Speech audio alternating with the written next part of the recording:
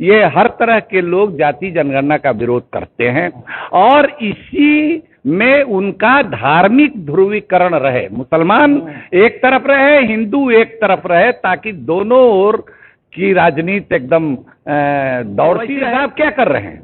ओवैसी साहब भी तो यही कर रहे हैं। तो हम लोग उस विचारधारा, मुस्लिम लीगी विचारधारा के भी खिलाफ है और हम लोग सावरकर की विचारधारा के भी खिलाफ है। इसीलिए हमारा नारा है कि दलित पिछड़ा एक समान, हिंदू हो या मुसलमान, इस देश के बहुजन हैं, हम लोग इस देश के अक्सरियत हैं, हम लोग इस देश के मूल निवासी हैं। कोई अफगान, फारस और सऊदी और फलान ढकान से नहीं है, यहीं के लोग हैं हम लोग। ब्राह्मण का, भूमिहार का, राजपूत का, सब जाति की गणना होगी, अब तब देखा जाएगा कि इनकी कितनी आबादी है, इनके पास कितना माल असबाब है। हिंदू में समझ लीजिए यूं ही कि कोई भी ऐसी जात नहीं है जो मुसलमान में गटर में डूब करके मरते हैं, कारपोरेशन का मजदूर, दलित, उसमें हिंदू मुसलमान दोनों होते हैं। साथियों नमस्कार, मैं हूं नीरज पटेल और आप देख रहे हैं नेशनल जनमत। इस समय मैं दिल्ली के गांधी पीस फाउंडेशन में हूं। यहां से जो एक शुरुआत हुई है वो निश्चित तौर पर देश की राजनीति को हिला देने के लिए काफी है, क्योंकि ये पत्रिका यहां पर बांटी जा रही थी उसमें लिखा है, लाइन पढ़िएगा, सांप्रदायिक ध्रुवीकरण का यही इलाज, जाति जनगणना के लिए हो जाए तैयार। इसके नीचे जो लिखा हुआ है वो सांप्रदायिक ध्रुवीकरण करने वालों के गाल पर जोरदार तमाचा है। लिखा है, दलित पिछड़ा एक समान, हिंदू हो या मुसलमान। मेरे साथ अली अनवर अंसारी साहब हैं जो पसमानदा मुस्लिम समाज के राष्ट्रीय अध्यक्ष हैं, राज्यसभा सांसद भी रहे हैं। एक कार्यक्रम आज आपने आयोजित करवाया, बैनर पर लिखा हुआ है, जाति जनगणना को लेकर पसमानदा मुसलमानों की चिंता और सरोकार। तो पहले तो मैं ये चाहता हूं कि असराफ और पसमानदा से बहुत सारा ये जो मेरा दर्शक है वो वाकिफ नहीं होगा, तो पहले तो ये पसमानदा मुस्लिम क्या है ये जानना चाहता हूँ। देखिए, पसमानदा एक फारसी का लफ्ज है। पसमानदा माने जो पीछे छूटा हुआ है या जिसको किनारे कर दिया गया है, ढकेल करके किनारे कर दिया गया है, उसको पसमानदा कहते हैं। अब महाज माने उनका मोर्चा। पसमानदा कोई एक बिरादरी नहीं है, पसमानदा एक जमात है और इसमें मुख्तलिफ विभिन्न मुसलमानों में जो पिछड़ी जातियां हैं वो सब इसमें शामिल हैं। हमने सोचा इसको कि भाई मुसलमानों को उनकी ज़बान में उनको बताया जाए, इसलिए पसमानदा शब्द हमने निकाला। और क्योंकि मुसलमानों में ये प्रचार है कि नहीं, मुसलमान तो एक रूप हैं, मोनोलिथ है, तो एक तरह का समाज है, लेकिन ये हकीकत नहीं है और कोई आज की बात नहीं है। ये हजारों साल से है कि उसमें सभी बिरादरियां हैं, सभी उपजातियां हैं, कबीले हैं। हिंदू में समझ लीजिए यूं ही कि कोई भी ऐसी जात नहीं है जो मुसलमान में नहीं हो सकता है कि किसी राज्य में हो, भारत में ये रोक लगा हुआ है। हाँ, अब उत्तर प्रदेश का आपका मशहूर चैनल है, चलाते हैं, देश भर में देखा जाता है, लेकिन मोची है तो मोची मुसलमान भी है, गदहिया है, हिंदू भी है, मुसलमान भी है। उसी तरह से लोहार बढ़ई है तो हमारे यहाँ सैफी कहा जाता है, तेली है तो हमारे यहाँ उसको मलिक कह देते हैं या मुस्लिम तेली कह देते हैं। हमारे उसी तरह से हर तरह की मुस्लिम धोबी है, मुस्लिम नाई है, सब तरह की जाति है। तो जुलाहे हैं तो उधर तांती है, पटवा है, वगैरह वगैरह है। हर जाति के आप समझिए कि ये हैं, आपको हिंदू में कुशवाहा हैं या कुर्मी हैं, तो हमारे यहाँ राइन बिरादरी के लोग हैं, तो इस तरह से मंसूरी बिरादरी के लोग हैं, तो सारी जातियां आपको मिलेंगी। पसमानदा मतलब क्या? मुस्लिमों का कितना % हिस्सा पसमानदा है? 80% हिस्सा पसमानदा मुसलमान है। और ये सारी बिरादरियां, इसमें कुछ छुटी हुई जरूर है, सभी पहले से ओबीसी की लिस्ट में है। काका कालेलकर कमीशन की रिपोर्ट हालांकि नहीं रखी गई, पहला कमीशन था आजादी के बाद, तो उसमें इनकी पहचान हो गई थी, Hindu OBC as well as Muslim OBC. एक ब्लूप्रिंट था, वो नहीं आई, मंडल कमीशन में ये सारी चीजें आई, अभी भी कई छूटी हुई हैं। और ऐसा भी है कि मुसलमानों के पिछड़ी जातियों में ओबीसी के लिस्ट में कई ऐसी जातियां हैं जो जिनको दलित में होना चाहिए, जैसे मुस्लिम धोबी। कपड़ा धोने का यही वही काम मुस्लिम धोबी करता है जो हिंदू धोबी करता है। भंगी, जिसको हलाल कौर कहते हैं, हेला कहते हैं, हुलैया कहते हैं कहीं, तो वो भी महिला साफ करने का, ये करने का, जो गटर में डूब करके मरते हैं कारपोरेशन का मजदूर दलित, उसमें हिंदू मुसलमान दोनों होते हैं। तो इसीलिए इनको शेड्यूल कास्ट में जाना चाहिए। कुछ ऐसी भी जातियां हैं कि शेड्यूल ट्राइब में भी उनको जाना चाहिए। इनको आप पसमानदा कह रहे हैं, उसमें से कितनी % को ओबीसी का लाभ मिल रहा है? देखिए कितने % को मिल रहा है नहीं मिल रहा है, इसी के लिए तो हम कह रहे हैं कि जाति जनगणना हो जाए। कुछ लोगों को भड़काया भी जाता है कुछ लोगों को, लेकिन सही स्थिति हो तब नहीं ना। आप किसी को कितना आरक्षण दे रहे हैं इसका कोई ऑथेंटिक डाटा तो है नहीं सरकार के पास। 1931 के बाद तो जनगणना हुई नहीं, 1931 के बाद मुल्क का बंटवारा हो गया, इधर से सरहद के इधर से भी उधर गए, उधर से भी इधर आए, तो ये तो सब गड़बड़ हो गया।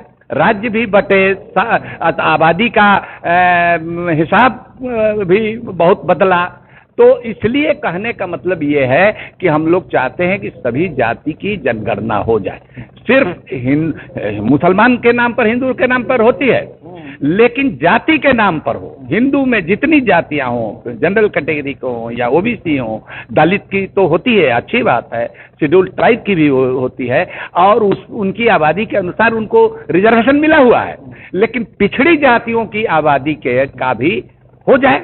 कुछ लोग ये कहते हैं कि सब पिछड़ी जाति का हिस्सा तो कोयरी, कुर्मी, जादव ले लिया है। तो भाई कैसे पता चलेगा? अगर ब्राह्मण का, भूमिहार का, राजपूत का, सब जाति की गणना होगी, तब देखा जाएगा कि इनकी कितनी आबादी है, इनके पास कितना माल असबाब है और इन जातियों के पास कितना है। कई तरह का कंफ्यूजन आपस में भी रहता है कि इस जाति को ज्यादा मिल रहा है, उस जाति को। पिछड़ा में भी लड़ाने के लिए भी इस तरह का प्रचार जो 15% वाले हैं करके, ये जाति ही का साहब बंटवारा पूरे मानवता को कमजोर करने के लिए, इंसानियत की भावना को कमजोर करने के लिए, और वरना ये गरीब अमीर की लड़ाई होती, लेकिन जाति में बांटा इसलिए है कि 15% 85 पर राज करे। नफरत की राजनीति करने वाले इसको इस तौर पे समझाने की कोशिश करेंगे कि आप यहाँ भी फूट डालने की कोशिश कर रहे हैं, इसको किस ढंग से समझाएंगे?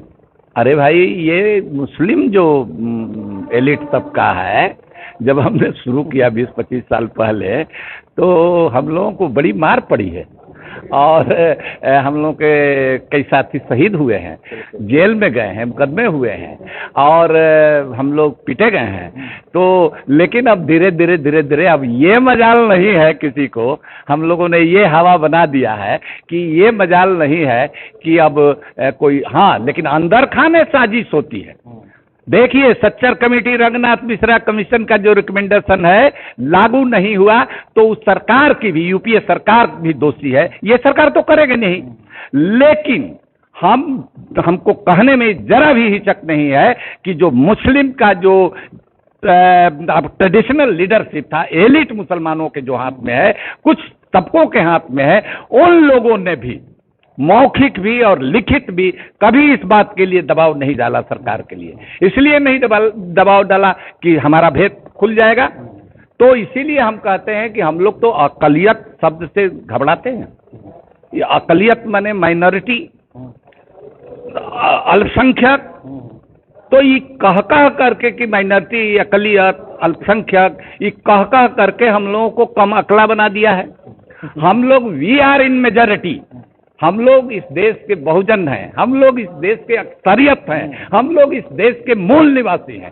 कोई अफगान, फारस और सऊदी और फलान ढकान से नहीं है, यहीं के लोग हैं हम लोग। और हम लोग जाति धर्म बदले, इस बाबा साहब अम्बेडकर ने इसको लिखा है, लोहिया जी ने लिखा है, इस किताब में हमने दिया है, गांधी जी का कोटेशन दिया है कि बराबरी के लालच में इस्लाम चूंकि मसावात का मजहब वसूलन सिद्धांत रूप में था, इसीलिए खींच करके इतने बड़े पैमाने पर, तलवार के बल पर नहीं, अकबर, हुमायूं, बादशाहों के, औरंगजेब के चलते नहीं, यहाँ जो सूफी और खानकाह के लोग थे, हिंदू मुसलमान सबकी खिदमत करते थे, उनसे इनके यहाँ बराबरी थी, एक सफ में नमाज पढ़ते थे, एक ये साथ बैठ के खाना खाते थे। ये देख करके हिंदू समाज की जो पीड़ित जातियां है उसमें से बहुत मुसलमान हुए। अब मुसलमान हुए, लेकिन विडंबना यह है कि जिस कैटेगरी में थे वहां आकर के उसी कैटेगरी में रह गए। वरना अम्बेडकर साहब भी यही लिखते हैं, वो भी अध्ययन कर रहे थे तो देखा कि अरे बाप, यहाँ भी तो वही है।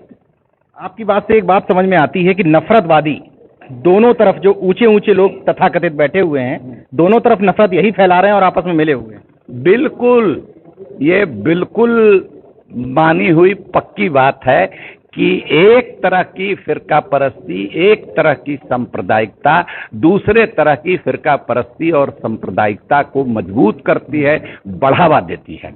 इसीलिए हम शुरू से, ये देखिए जाति जनगणना की बात हो रही है, तो जब जब जाति जनगणना 1941 में जाति जनगणना हो रही थी, हालांकि नहीं हो सकी, सेकेंड वर्ल्ड वार हो गया, तो उस समय हमने देखा है कि उसमें यह है कि उस समय एक तरफ हिंदू महासभा भी यही अपील कर रही थी कि हिंदू लिखवाइए, जात मत लिखाइए हिंदू में। मुस्लिम लीग भी यही अपील कर रही थी कि मुस्लिम लिखवाइए, मुस्लिम की जाति मत लिखवाइए, वरना हम लोग तो ऐसे ही कम हैं, कमजोर हैं और कमजोर हो जाएंगे। तो इस तरह से ये लोग भय दिखाते हैं। तो अभी भी ये शुरू हो गया है। यहाँ जंतर मंतर पर एक प्रदर्शन हुआ जिसमें ये कहा गया कि भाई हिंदू अपना हिंदू लिखवाएं, जात नहीं लिखवाएं। मुसलमान में भी कन्फ्यूजिया प्रचार, इसीलिए ये हर तरह के लोग जाति जनगणना का विरोध करते हैं और इसी में उनका धार्मिक ध्रुवीकरण रहे। मुसलमान एक तरफ रहे, हिंदू एक तरफ रहे, ताकि दोनों ओर की राजनीति एकदम दौड़ती रहे, चलती रहे।